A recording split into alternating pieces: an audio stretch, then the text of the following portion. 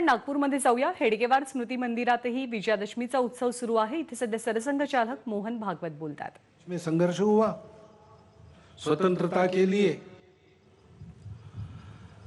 संपूर्ण भारत में समाज के सभी वर्गों से, देश के सभी क्षेत्रों से लोगों ने परिश्रम किए, संघर्ष किए, बलिदान दिए, त्याग और बलिदान के हिमालय खड़े किए। स्वतंत्रता और परतंत्रता, इसके बारे में सबकी कल्पनाएं समान सी थी।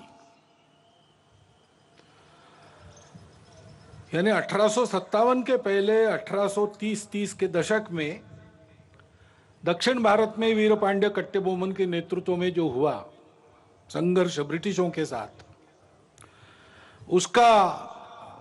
उसकी घोषणा करते समय एक पढ़ा गया, उसको कुंडरा नाम के ग्राम में पढ़ा गया, इसलिए उसको कुंडरा डिक्लेरेशन कहते हैं।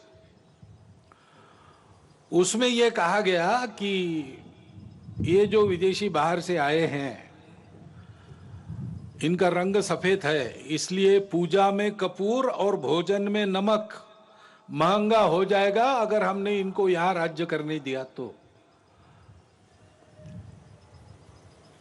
और बहुत बाद में महात्मा गांधी जी ने और एक सत्याग्रह की शुरुआत मुट्ठी भर नमक उठाते हुए की। कहते हैं कि उसके कारण अंग्रेजों के विशाल साम्राज्य की बुनियाद की मिट्टी खसकी। तो इस प्रकार कुछ समान से भाव सबके मन में थे, आपस में संपर्क नहीं था तो भी, और इसलिए ऐसी कई बातें समान सी पाई जाती है उस संघर्ष में। ऐसा एक संघर्ष हुआ और उसके फलस्वरूप हम 15 अगस्त को स्वतंत्र हुए। परंतु कालांतर में स्व की कल्पना ढीली पड़ी, अस्पष्ट हुई। उसके कारण स्वतंत्र होना है, यानी क्या होना है, अपना स्व क्या है ये पता नहीं। स्व का विस्मरण तो बहुत दिनों से चल रहा था और इसलिए स्व को भूल गए तो स्वजनों को भी भूल गए, और अपने आपस में ही भेद इतने बड़े हो गए, उससे हम जर्जर हो गए। एक दूसरे को बराबरी से देखने के लिए तैयार नहीं, आपस में संघर्ष, पंथ, प्रांत, जाति, भाषा, सब प्रकार के भेद, जो विविधता थी उसकी चौड़ी खाइयां बन गई हमको बांटने वाली। और इसमें स्व का भी विस्मरण, ठीक से स्मरण नहीं रहा, विस्मरण हो गया। और इसलिए जो चुनौतियां उस समय की थी उसके सामने एक स्पष्ट नीति लेकर हम खड़े नहीं हुए। कभी इधर कभी उधर ऐसी ढुलमुल बात चली, इसका लाभ विदेशियों ने लिया। और जिस दिन हम स्वतंत्र हुए उस दिन स्वतंत्रता के आनंद के साथ साथ एक अत्यंत दुर्धर वेदना भी हमने अपने मन में अनुभव की। वो टीस अभी तक गई नहीं है, अपने देश का विभाजन हुआ। अत्यंत दुखद इतिहास है वो, परंतु उस इतिहास के सत्य का सामना करना चाहिए, उसको जानना चाहिए। जिस शत्रुता और अलगाव के कारण विभाजन हुआ उसकी पुनरावृत्ति नहीं करनी है। उसकी पुनरावृत्ति टालने के लिए और खोई हुई हमारी अखंडता और एकात्मता को वापस लाने के लिए उस इतिहास को सबने जानना चाहिए, विशेषकर नई पीढ़ी ने जानना चाहिए। क्योंकि अब जो पीढ़ी है वो उसके बाद उसने जन्म लिया है, उसको जानना चाहिए ताकि उसकी पुनरावृत्ति न हो, खोया हुआ वापस आ सके, खोए हुए बिछुड़े हुए वापस गले लगा सके। परंतु इस प्रकार की एकात्मता और अखंडता की पहली शर्त रहती है भेद रहित समताधिष्ठित समाज।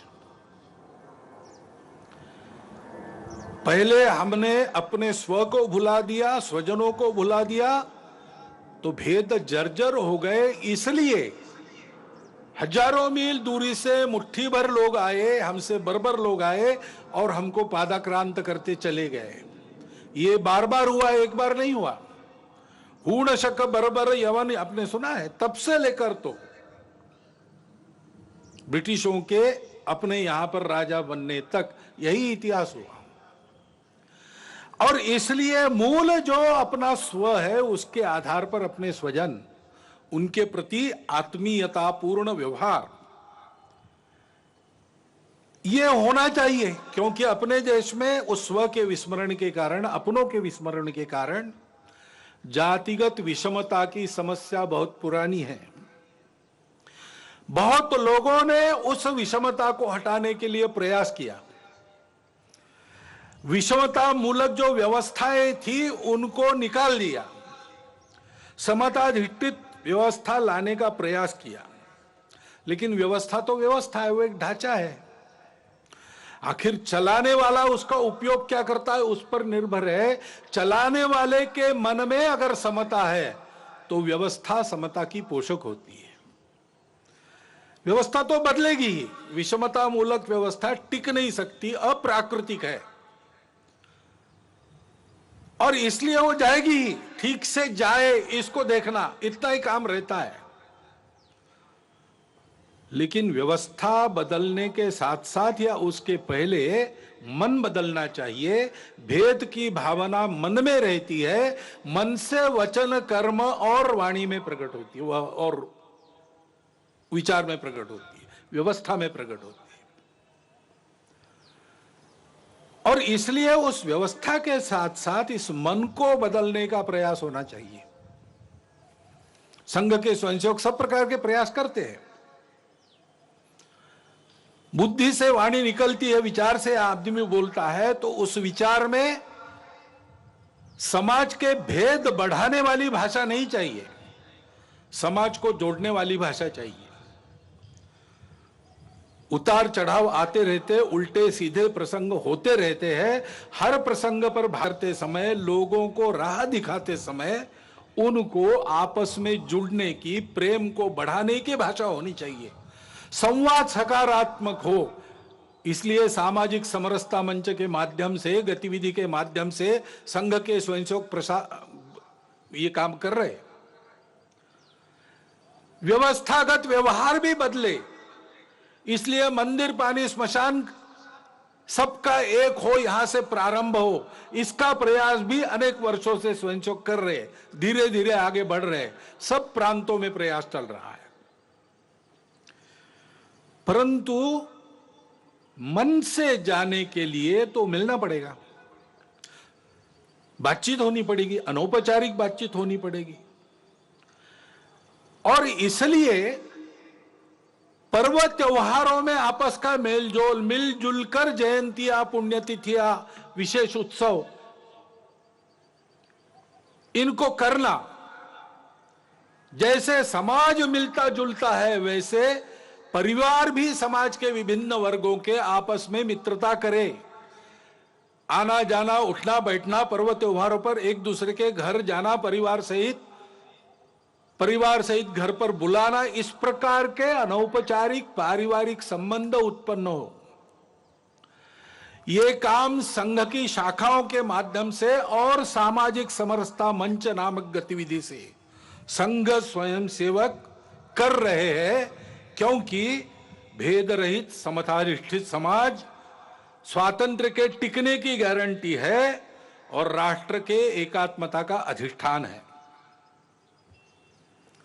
भारत की अखंडता और एकात्मता की ये जो श्रद्धा है, वो कोई नई बात नहीं है, भारत में चलती आई हुई बात है। सनातन काल से चलती आई है। उसके लिए लोग काम भी करते आए हैं। हमारे इतिहास में प्राचीन समय से लेकर अब तक बहुत उदाहरण है, बहुत पर्व ऐसे हैं जिससे बार बार इस एकात्मता का और अधिष्ठान मजबूत बनाया गया है। श्री गुरु तेग बहादुर जी महाराज का 400 सालावा प्रकाश वर्ष है। उनका बलिदान क्यों हुआ था? इसलिए हुआ था कि ये जो भारतवर्ष की चलती आई हुई एकात्मता की, प्रेम की, अखंडता की परंपरा है, उसका आधार तो यही है कि हम सब विविधताओं को स्वीकार करते, पूजा की भी विविधताओं को स्वीकार करते हैं। और उस समय देश में यह अत्याचार चल रहा था कि अपनी पूजा बदलो नहीं तो मरो। तो कश्मीर से लोग गुरुजी के पास आए, हाथ जोड़कर सुरक्षा के लिए विनती की। तेग बहादुर जी चले गए दिल्ली बादशाह के सामने और अपनी धर्म श्रद्धा का परिचय देते हुए उनका बलिदान हुआ। उन्होंने अपना सिर दे दिया, परंतु भारतवर्ष में इस प्रकार की पूजा की स्वतंत्रता बनी रहेगी, सबकी पूजा स्वीकार होगी, कोई एक दूसरे की पूजा पर जबरदस्ती नहीं कर सकता। यह जो अपने भारतवर्ष के संस्कृति का सार है उसको उन्होंने दिया नहीं, सिर दिया, सार नहीं दिया। इसलिए हिंद की चादर कहलाए। भारतवर्ष की स्वतंत्रता, भारतवर्ष की एकात्मता, अखंडता के लिए बलिदानों, मिनी वीरों की सनातन काल से जो आकाश गंगा यहां चली आ रही है, उस आकाश गंगा के वे सूर्य से थे। वह कल्पना हमारी समान सी है और प्राचीन काल से चलती आई है। स्वतंत्र जीवन कैसा होता है, स्वतंत्रता क्या है? सबके सुख की कल्पना है। मंत्र पुष्प में हम कहते हैं अपुत्रा पुत्रिण संतु पौत्रिण अधना सधना संतु सर्वे संतु निरामया। सर्वत्र का भला, ऐसा कहते हैं। सबके सुख की कल्पना, किसी को नहीं छोड़ा, वसुधैव कुटुंबकम मानकर सब जिसमें सुखी हो और सबको एक साथ सुखी करने वाला, मनुष्य मात्र के तीनों पुरुषार्थ एक साथ साधने वाला, मनुष्य समूह सृष्टि को एक साथ सुखी कर सकने वाला, अर्थ कामों को नियंत्रण, मोक्ष की तरफ चलाने वाला, यह जो धर्म है उस धर्म का आविर्भाव अपने यहां हुआ। वो अध्यात्म आधारित है, अनुभूति आधारित है। हमारे स्वतंत्रता की वह आध्यात्मिक कल्पना है और इसलिए हम जानते हैं पसायदान में उस स्वतंत्र सुखी जीवन की कल्पना ज्ञानेश्वर महाराज ने की है। जे खळांची व्यंकटी सांडो तया सत्कर्मी रतिवाडो, भूता परस्परे पडो मैत्र जीवांचे, दुरितांचे तिमिर दावो विश्व स्वधर्म सूर्य पाहो, जो जे वांछील तो ते लाहो प्राणी जाता। फिर से सबके सुख की कल्पना है, सबके कामना पूर्ति की कल्पना है, परंतु आधार क्या है? दुष्टों के बारे में भी ये कहा उनका टेढ़ापन जाए, उनकी अच्छे कामों में रुचि बढ़े, प्राणी मात्र में परस्पर सौहार्द, प्रेम, आत्मीयता का संबंध हो, सबके संकट दूर हो, सब अपने अपने स्वधर्म को अनुभूत करके चले, स्वधर्म पर चले, तब सबकी इच्छाएं पूरी होगी। प्राणी जात सुखी होंगे, जिनमें प्राण है वो सब सुखी होंगे, सुख दुख का अनुभव कर सकने वाले सब सुखी होंगे। रविन्द्रनाथ टैगोर ने बाद में कहा, कोई अलग बात नहीं की, चित्त जथा भय शून्य उच्च जथा शिर। जहां चित्त भय से शून्य हो, जहां हम गर्व से माथा ऊंचा करके चल सके, जहां ज्ञान मुक्त हो, जहां दिन रात विशाल वसुधा के खंडों में विभाजित कर छोटे और छोटे आंगन न बनाए जाते हों, संपूर्ण मानवता की एकता की कल्पना, जहां हर वाक्य हृदय की गहराई से निकलता हो, सत्य पर चलने की कल्पना, हर दिशा में कर्म के अजस्त्र नदी के स्रोत फूटते हो और निरंतर आबादित बहते हो, निरंतर कर्मशीलता, आदि आदि जो पूरी कविता उनकी है वो हमारे स्वतंत्र जीवन की कल्पना देती है और उसके पीछे जो स्व है उसका आधार आध्यात्म है, स्पष्ट करती है। और इसलिए योगी अरविंद जिनकी 150वीं जयंती है, उन्होंने भी यही बात कही है। हमारे स्व का अधिष्ठान स्पष्ट किया है, हमारे राष्ट्रीयता की कल्पना को उच्च रव से कहा है। गांधी जी इसी आधार पर बोलते थे। उनको सबूत की आवश्यकता पड़ी तो धर्मपाल जी ने सबूत जुटाए और आजीवन तपस्या की। उसके आधार पर उन्होंने भारतवर्ष के ब्रिटिश का प्रभाव होने के पहले के जीवन का जो चित्र सबूतों सहित किया है, प्रमाणित है। वो चित्र भी, उनकी भी शताब्दी है, जन्म शताब्दी, वो चित्र भी इसी बात की पुष्टि करता है। हमारी इस स्व की कल्पना का आधार अध्यात्म आधारित परस्पर व्यवहार था, संतुलित व्यवहार था, आत्मीय व्यवहार था। उसको हम धर्म कहते हैं और उस धर्म के उदय से सब सुखी होते हैं। सावरकर जी ने कहा कि जब ऐसा हिंदू समाज खड़ा होगा संगठित, तो वो गीता की ही बात करेगा और अपने उद्देश्य को वसुधैव कुटुंबकम यही बताएगा, क्योंकि हम किसी को पराया मान ही नहीं सकते। ऐसा हमारा जो आध्यात्मिक राष्ट्रीयता का स्व है, वो उदय होने से दुनिया के सारे झगड़े समाप्त होंगे, खोया हुआ संतुलन वापस आएगा और ऐसा मानव धर्म उदित होगा, हिंदू धर्म उदित होगा। तो फिर परिणाम ये भी होगा कि मनुष्यों के कलहों पर जिनके दुकान चलते हैं और उनके खोए हुए संतुलन पर जो अपना उल्लू सीधा करते हैं, उनके दुकान बंद हो जाएंगे। और इसलिए हम देखते हैं कि ये न हो, भारत एक विकास के राह पर, बड़ा बनने की राह पर चल पड़ा है, ये हो ना पाए, हिंदू समाज अपने स्व को समझ ना पाए और वैसे ही कटा बटा रहे, इसलिए बहुत प्रयास चल रहे।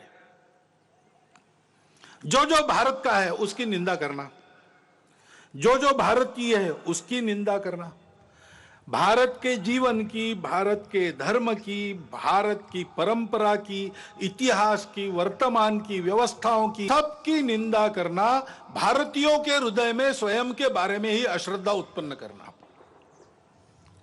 ऐसे प्रयास चलते हैं। इतने प्राचीन जीवन से दुनिया देख रही है कि उस जीवन में इतने लंबे समय से चलते हुए मूल्य है। मनुष्य जीवन को स्थिरता देखे, सुख देते हैं, टूटन से बचाते हैं, अधपतन से बचाते हैं। ऐसे मूल्यों से युक्त हमारा जीवन है। उन मूल्यों पर हमला होता है, बोल के भी होता है, निंदा करके भी होता है और विभिन्न माध्यमों से बहुत सूक्ष्म रीति से भी होता है। ऐसा स्थूल और सूक्ष्म एक सांस्कृतिक आक्रमण भी लगातार चल रहा है, इस भय से कि अगर ये सारी बातें भारत में ठीक हो गई तो हम नहीं चल पाएंगे। और गठबंधन भी ऐसे लोगों ने बना लिया है, सम्मिलित प्रयास करते। और भारत में हम देखते हैं कि इसको पहचान कर इसके उपाय में चलना चाहिए, समाज को ठीक दिशा में चलाने के प्रयास करने चाहिए। सब ऐसा नहीं करते। विशेषकर इसके व्यवस्था को चलाने का भारत की जो दायित्वधारी लोग हैं, राज्यों में है, केंद्र में है, सब लोग हैं।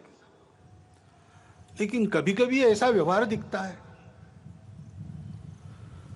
यानी एक भारत का ही राज्य है, दूसरा भी भारत का ही राज्य है, उसकी पुलिस आपस में युद्ध करती है, गोलियों से लोग मारे जाते हैं। हम एक देश के वासी हैं कि क्या है? अपनी राजनीतिक स्पर्धा के चलते और सरकारों का विरोध खड़ा होता है, पार्टियों का है, चलता है। लेकिन सरकारी व्यवस्था के अंदर व्यवस्था तो एक है, संविधान के तहत बनी है। संविधान के तहत हम फेडरल स्ट्रक्चर है, लेकिन संविधान के तहत ही we the people of India, हम एक देश के लोग हैं, हमारा एक देश है। व्यवस्थाएं हमने फेडरल बनाई है, लोग फेडरल नहीं है। संपूर्ण जन एक राष्ट्र है। लेकिन ऐसा पोषक व्यवहार सत्ता में बैठे लोगों का भी होता हुआ नहीं दिखता। तो समाज को कहां से उद्बोधन मिलेगा, कहां से पथ प्रदर्शक पाथेय मिलेगा? अपने राजनीतिक उल्लुओं को सीधा करने के लिए ऐसे छल कपट चलते हैं, उसमें समाज के मन का क्या होता है, समाज में जो भेद है उनको मिटाया जाता है कि उनको और चौड़ा किया जाता है, इसकी परवाह न करते हुए होता है। अब समाज को ही बचना पड़ेगा इन बातों को पहचानते हुए, क्योंकि ये षड्यंत्र चलते हैं असंतोष उत्पन्न करना। निमित्त तो मिलते ही है, इतने बड़े समाज में, इतने लंबे चौड़े देश में छोटा भी निमित्त है, उसको प्रचार के साधनों के आधार पर बहुत बड़ा करके बताना, असंतोष उत्पन्न करना, आपस में विरोध उत्पन्न करना, जाति से जाति को लड़ाना, प्रदेश से प्रदेश को, भाषा से भाषा को लड़ाना, कलह उत्पन्न करना और आतंक का वातावरण उत्पन्न करते हुए इसको शमन करना चाहने वाले शक्तियों को दबाने का प्रयास करना और एक तरह से देश में अराजकता उत्पन्न हो, ऐसा प्रयास करना, ये भी प्रयास चल रहे हैं। और तकनीकी के आधार पर नई नई बातें जो आ रही, वो और आग में घी डालने का काम कर रही। नियंत्रण नहीं है उसका, ओटीटी प्लेटफॉर्म्स है, उस पर कैसे कैसे चित्र आते हैं, क्या क्या आता है। अभी तो कोरोना में बालकों के हाथ में भी मोबाइल आ गया और ऑनलाइन तो देख ही रहे, और क्या देखते क्या नहीं इसका कोई नियंत्रण नहीं। और ओटीटी प्लेटफॉर्म पर क्या दिखाना, इसका भी कोई नियंत्रण नहीं। देश में तरह तरह के नशीले पदार्थ आते, उनकी आदतें बढ़ रही है, वो कैसे रोकी जाए, कैसा हो, पता नहीं। उच्च वर्ग से लेकर तो बिल्कुल आखिरी आदमी तक समाज के जितने भी स्तर है, सब में भयंकर व्यसन। और उस व्यापार से आने वाला पैसा किसके हाथ में जाता है हम सबको पता है। देश विरोधी कार्यों में उसका उपयोग होता है। सीमा पार के देश उसको प्रोत्साहन करते हैं। ऐसी सारी बातें चल रही है और अनियंत्रित बढ़ रही है। बिटकॉइन जैसी करेंसी है, किस राष्ट्र का, किस नियम का उस पर नियंत्रण है मुझे नहीं पता। एक स्पर्धा खड़ी हो रही है। इन सब बातों को नियंत्रित करना, समाज के हित में चलाना, ड्रग्स जैसे व्यसनों का पूर्ण निराश हो इसका प्रयास करना, ये शासन को करना चाहिए, करना पड़ेगा। परंतु शासन तो अपना काम आज नहीं कल करेगा, करने का प्रयास कर भी रहा है, वो यशस्वी आज न कल होगा। परंतु तब तक के लिए इसका बचने का और बाद में भी बचने की क्या बात है, कैसे होगा? तो अपने यहां पर एक वाक्य सर्वत्र लिखा मिलता है, मन का ब्रेक उत्तम ब्रेक। समाज का मन तैयार होना चाहिए, नई पीढ़ी का मन तैयार होना चाहिए। बालकों का, शिशुओं का मन घर में तैयार होता है। नव तरुण होने के बाद जब दुनिया में जाता है और दुनिया के आगे खड़ा होता है, तो उस व्यक्ति को क्या लेना, क्या नहीं लेना, क्या ठीक है, क्या गलत है, इसका विवेक जो मिलता है वो घर से तैयार होके मिलता है, माता पिता के आचरण के उदाहरण से मिलता है, घर में जो अपनी कुलरीतियां पद्धतियां चलती है उसके संस्कारों से मिलता है। उनको ठीक करने से बहुत सारी बात बिना शासन के भी हम कर पाएंगे। और इसलिए कुटुंब प्रबोधन की गतिविधि हमारे स्वयंसेवक चलाते हैं। सप्ताह में एक बार कुटुंब के लोग बैठते और आपस में संवाद करते हैं, मुक्त चर्चा करते हैं। स्वभाषा स्वभूषा, अपना भजन भवन भ्रमण भोजन किस प्रकार से चलता है, कम से कम अपने घर की चौखट के अंदर हम लोग अपने स्व के आधार पर आचरण करते कि नहीं, घर में अपनी भाषा बोलते हैं कि नहीं, कागजों पर अपना हस्ताक्षर करते हैं तो अपनी मातृभाषा में करते हैं कि नहीं, करना चाहिए। जहां टाल सकते हैं विदेशी भाषा को टालो, जहां उसका उपयोग है और जहां अनिवार्य है वहां तो करना ही पड़ेगा, करेंगे भी। हमको किसी भाषा से थोड़ी बैर है।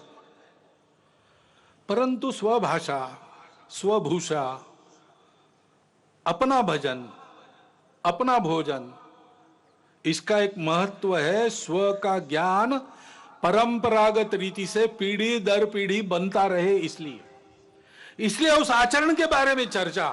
और मैं अपने लिए रोज कुछ करता हूं, परिवार के लिए रोज करता हूं, समय देता हूं, पैसा देता हूं, देश समाज के लिए रोज क्या करता हूं, कितना खर्चा रोज करता हूं।